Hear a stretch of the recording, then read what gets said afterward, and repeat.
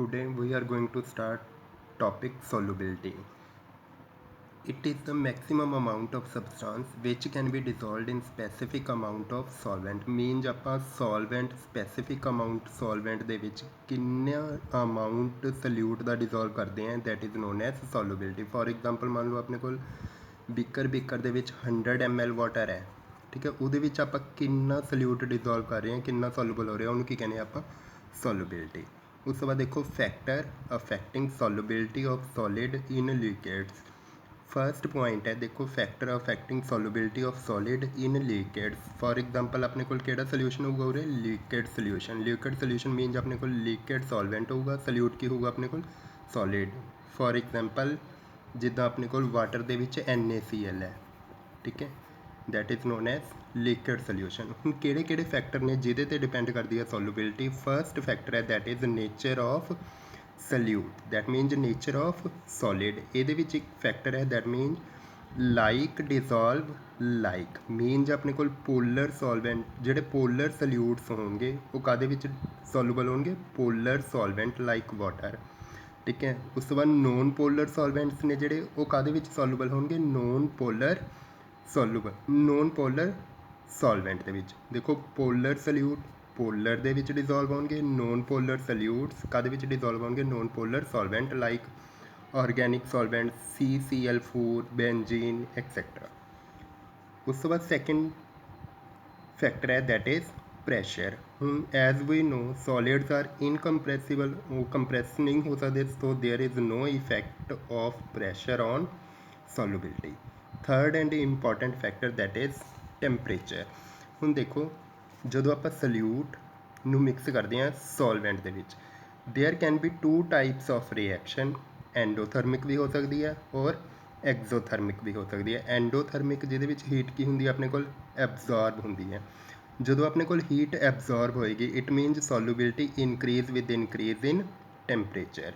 Evolve ਇੱਥੇ ਪਹਿਲਾਂ ਹੀ heat evolve ਹੋ ਰਹੀ ਹੈ, ਅਗਰ ਆਪਾਂ ਉਹਨੂੰ ਹੋਰ ਹੀਟ ਦੇਵਾਂਗੇ ਤਾਂ ਆਪਣੇ ਕੋਲ ਕੀ ਹੋਊਗੀ, solubility decrease with increase in temperature, ठीक है। थर्ड टाइप है जी ये देखो first reaction endothermic, second exothermic and third is known as hydrated salts. For example जिदा Na2SO4 10 मॉलिक्यूल्स ऑफ वाटर। ये की होंगे देखो अगर आप ग्राफिकली इनू नोट करिए, देखो सॉल्युबिलिटी इधर की अपने को टैंपरेचर। फर्स्ट अपने को AgNO3, ठीक है, ये जी अपने को सॉल्युबिलिटी है टैंपरेचर के नाल बहुत जल्दी इनक्रीज़ होती है। उस तो बाद है पोटाशियम आयोडाइड, ये सॉल्युबिलिटी भी इनक्रीज़ होती है with increase in temperature. Next अपने को सोडियम क्लोराइड की गल करिए, अगर आप ये घट इफैक्ट पैंदा टैंपरेचर का, सॉल्युबिलिटी इनक्रीज़ होती है बट घट होती है। उस तो बाद नैक्सट है अपने को हाइड्रेटेड सॉल्ट। ये देखो 10 मॉलिक्यूल्स ऑफ वाटर ने, जो आप हीट प्रोवाइड करांगे तो जोड़े वाटर मॉलिक्यूल ने वो की होंगे, इवैपोरेट होंगे, ठीक है। जिन्ना तक तो वाटर मॉलिक्यूल रहेंगे उन्ना तक तो अपने को सॉल्युबिलिटी की होएगी, अपने को increase with increase in temperature. जो वाटर मॉलिक्यूल इवैपोरेट हो गया अपने को की रह जाऊगा, Na2SO4 रह जाएगा, उस बाद सॉल्युबिलिटी की होने लग जूगी, डिक्रीज़ होने लग जूगी, ठीक है। वो पॉइंट जिथे आके अपने को सॉल्युबिलिटी डिक्रीज़ होना शुरू हो जाती है, मीनज पीक पॉइंट वो वाले टैंपरेचर में आप टैंपरेचर कहने ट्रांजिशन टैंपरेचर, बिकॉज इतने आके टैंपरेचर की होने लग जाते, सॉल्युबिलिटी की होने लग जाती है चेंज। उस तो बाद second type of solution that are solubility of gases in liquids. Means इतने सोल्यूट अपने को की है गैस, सॉल्वेंट की है अपने को लिक्विड, ठीक है। हम देखो किहड़े किहड़े फैक्टर ने जिन्हां ते डिपेंड करती है सॉल्युबिलिटी। फर्स्ट फैक्टर है that is nature of gas. ये बहुत इंपॉर्टेंट फैक्टर है जोड़ा that is nature of gas. More easily gas is liquefied more will be the solubility. जिन्नी गैस जल्दी लिक्विफाई हो जाएगी, मान लो देखो हूँ अपने को लिक्विड है, लिक्विड के विच आपां गैस नूं की कर रहे हैं, डिजोल्व कर रहे हैं। गैस कदों डिजोल्व होगी जल्दी, जो ये किहड़ी फॉर्म दे विच होगी, लिक्विड फॉर्म दे विच। देखो more easily gas is liquefied more will be the solubility. जिहड़ी अपने को लिक्विफिकेशन ऑफ गैस है वो कादे ते डिपेंड करती है, गैस के क्रिटिकल टैंपरेचर ते, जिन्हों रिप्रेजेंट आप कादे नाल करते हैं TC। किहड़ा टैंपरेचर होंदा the temperature above which gas can not be liquefied. मान लो फॉर एग्जांपल आप कार्बन डाइऑक्साइड की गल करिए, अगर मैं कਹਾਂ ਇਹਦਾ क्रिटिकल टेम्परेचर 32.3 डिग्री सेल्सियस है फॉर एग्जाम्पल, ठीक है। तो 32.3 डिग्री तक ही आप इनू की कर सकते हैं, लिक्विफाई कर सकते हैं। अगर टैंपरेचर इस तो ज़्यादा होएगा तो इनू आप लिक्विफाई नहीं कर सकते, ठीक है। हुण इत्थे की फंड है अपने को, देखो high critical temperature more easily gas can be liquefied. Gas का जिन्ना क्रिटिकल टैंपरेचर ज़्यादा होएगा उन्नी जल्दी उन्होंने आप लिक्विफाइड कर सकते हैं। For example carbon dioxide, methane. हुण देखो जिहड़े अपने सॉफ्ट ड्रिंक्स होंदे ने, कोल्ड ड्रिंक्स होंदे ने, उन्हां दे विच किहड़ी गैस होंदी है? Carbon dioxide. क्यों? Because it can be easily liquefied, ठीक है। सैकेंड फैक्टर है the gases react with water also be soluble easily. ਜਿਹੜੀਆਂ ਗੈਸਿਸ ਵਾਟਰ ਦੇ ਨਾਲ ਰਿਐਕਟ ਕਰਦੀਆਂ ਨੇ ਉਹ ਵੀ ਜ਼ਿਆਦਾ ਕੀ ਹੁੰਦੀਆਂ ਨੇ? Soluble. For example ammonia react with water ਕੀ ਬਣ ਜਾਏਗਾ ਆਪਣੇ ਕੋਲ? Ammonium hydroxide. ਉਸ ਤੋਂ ਬਾਅਦ ਸੈਕੰਡ ਫੈਕਟਰ ਹੈ ਦੈਟ ਇਜ਼ ਟੈਂਪਰੇਚਰ। ਜਿਹੜੀ ਸੋਲੂਬਿਲਿਟੀ ਪ੍ਰੋਸੈਸ ਹੈ ਇਹ ਵਾਲੇ ਪ੍ਰੋਸੈਸ ਦੇ ਵਿੱਚ ਉਹ ਆਲਵੇਜ਼ ਕੀ ਹੁੰਦੀ ਹੈ ਆਪਣੇ ਕੋਲ? ਮੋਸਟਲੀ ਐਗਜ਼ੋਥਰਮਿਕ ਹੁੰਦੀ ਹੈ। ਦੈਟ ਮੀਨਸ ਹੀਟ ਕੀ ਹੁੰਦੀ ਹੈ? ਰਿਲੀਜ਼। ਦੇਖੋ ਗੈਸ प्लस सॉल्वेंट की बन जाएगा अपने को? Solution plus heat. According to Le Chatelier principle 11th ਦੇ ਵਿੱਚ ਪੜ੍ਹਿਆ ਸੀ, ਜਦੋਂ ਆਪਣੇ ਕੋਲ ਰਿਐਕਸ਼ਨ ਕੀ ਹੁੰਦੀ ਹੈ? ਐਗਜ਼ੋਥਰਮਿਕ ਹੁੰਦੀ ਹੈ। ਜਦੋਂ ਆਪਾਂ ਉਹਦਾ ਟੈਂਪਰੇਚਰ ਇਨਕਰੀਜ਼ ਕਰਦੇ ਹਾਂ ਤਾਂ ਰਿਐਕਸ਼ਨ ਕਿਹੜੀ ਡਾਇਰੈਕਸ਼ਨ ਦੇ ਵਿੱਚ ਹੋ ਜਾਂਦੀ ਹੈ? Backward. So according to Le Chatelier principle with increase in temperature solubility की हो जाएगी? Decrease. Third and most important that is known as pressure which is given by Henry's. उन्हें एक ला बनाती अपनी that is known as Henry's law.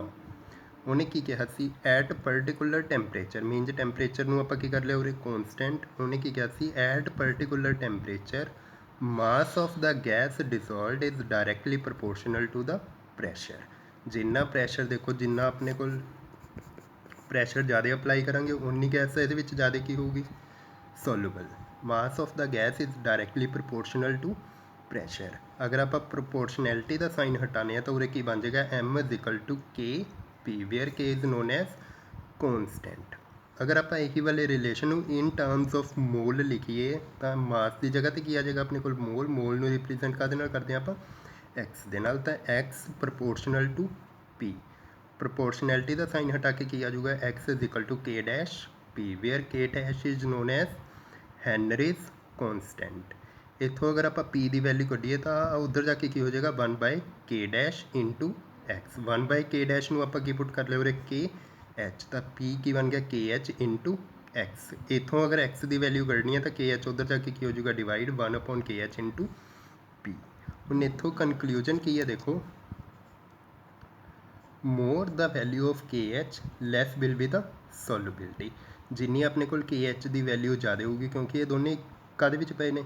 Inverse दे विच पए ने। अगर अपने को के एच की वैल्यू इनक्रीज होगी तो सोल्यूबिलिटी की होगी? डिक्रीज। सैकेंड पॉइंट के H increase with increase in temperature, ठीक है। टैंपरेचर वधाउण दे नाल के एच की वैल्यू वधेगी, के एच की वैल्यू वधन दे नाल जिहड़ी अपने को सोल्यूबिलिटी है वो की होएगी? डिक्रीज। दैट्स वाई जिहड़ियां इक्वैटिक स्पीसीज हुंदियां ने वो लैस कंफर्टेबल हुंदियां ने hot water as compare to cold water. Next is applications of Henry's law. देखो फर्स्ट पॉइंट है कार्बोनेटेड ड्रिंक्स। जिहड़े आपां कोल्ड ड्रिंक्स पीने हैं उन्हां दे विच किहड़ी गैस हुंदी है? Carbon dioxide. So these are known as carbonated drinks. देखो these drinks contains carbon dioxide. जो जिहड़ी कार्बन डाइऑक्साइड गैस हुंदी है वो सोल्यूबल काहदे नाल कित्थे हुंदी है? With high pressure. When bottle opens, जो बोटल में आप ओपन करते हैं तो जी excess of carbon dioxide gas होंगी है वो बाहर आ जाती है with pressure which produces fizz sound in the form of effervescence, ठीक है। सैकेंड स्कूबा डाइवर्स, ये भी इंपॉर्टेंट है। किहड़े हुंदे ने स्कूबा डाइवर्स? जिहड़े सी दे विच जांदे ने स्टडी करन दे लई, ठीक है, सी दी। हुण देखो डाइवर्स जदों सी दे अंडर जांदे ने वो सी दे विच जिहड़ा नीचे वाटर होएगा उत्थे प्रैशर की हुंदा अपने कोल? ज़्यादा हुंदा as compare to the normal. Pressure ज़्यादा होने करके जदों वो वाटर दे विच जांदे ने तो जिहड़ियां वाटर दे विच डिसॉल्वड गैसिज हुंदियां ने वो उन्हां the body they which blood दे विच की हो जांदियां ने? डिसॉल्व हो जांदियां ने। हुण देखो जदों वापस बाहर आउणगे, ठीक है, तो जिहड़ियां गैसिज डिसॉल्व होईयां ने वो भी प्रैशर दे नाल बाहर आउणगियां। जिहड़ियां गैसिज प्रैशर दे नाल जदों बाहर आउंदियां ने तो की बना दिंदियां ने? बबल्स। ਜਦੋਂ ਬਬਲਸ ਬਣਾ ਦਿੰਦੀਆਂ ਨੇ ਉਹਨੂੰ ਸਪੈਸੀਫਿਕ ਨੇਮ ਦਿੰਦੇ ਆ, that is known as band. ਜਿਹੜੇ ਇਹ ਵਾਲੇ ਬੈਂਡ ਨੇ ਬਲੱਡ ਨੂੰ ਕੀ ਕਰ ਦਿੰਦੇ ਨੇ, ਫਲੋ ਹੋਣ ਤੋਂ ਰੋਕ ਦਿੰਦੇ ਨੇ, ਵਿੱਚ ਰੀਸਟ੍ਰਿਕਟ ਦਾ ਬਲੱਡ ਫਲੋ। ਠੀਕ ਹੈ। ਸੋ ਨਾਊਡੇਜ਼ ਮਿਕਸਚਰ ਆਫ ਗੈਸਿਸ, ਕਿਹੜੀਆਂ gases mixture, helium 11.7%, nitrogen 5.6.2% and oxygen 3.2.1% ਦਾ ਜਿਹੜਾ ਮਿਕਸਚਰ ਹੈ ਉਹਨੂੰ ਨਾਲ ਲੈ ਕੇ ਜਾਂਦੇ ਨੇ, ਬਿਕੋਜ਼ ਜਿਹੜੀ ਹੀਲੀਅਮ ਹੈ ਉਹਦੀ ਸੋਲੂਬਿਲਿਟੀ ਬਲੱਡ ਦੇ ਵਿੱਚ ਕੀ ਹੈ, ਘੱਟ ਹੈ, ਲੈਸ ਸੋਲੂਬਲ ਇਨ ਬਲੱਡ। ਦੂਜਾ ਫੈਕਟਰ ਇਹ ਵੀ ਹੈ, ਅਗਰ ਬਾਈ ਚਾਂਸ ਉਹ ਸੋਲੂਬਲ ਹੋ ਵੀ ਜਾਂਦੀ ਹੈ ਤਾਂ ਉਹਦਾ ਸਾਈਜ਼ ਛੋਟਾ ਹੋਣ ਕਰਕੇ as compare to nitrogen easily blood capillaries ਦੇ ਵਿੱਚੋਂ ਦੀ ਕੀ ਕਰ ਜਾਂਦੀ ਹੈ, ਪਾਸ ਕਰ ਜਾਂਦੀ ਹੈ। ਠੀਕ ਹੈ। ਨੈਕਸਟ ਪੁਆਇੰਟ ਹੈ ਮਾਊਂਟੇਨਰਸ।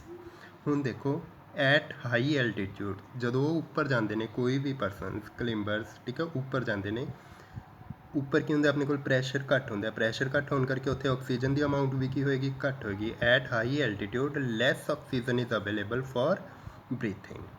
ਸੋ low blood oxygen causes climbers to becomes week.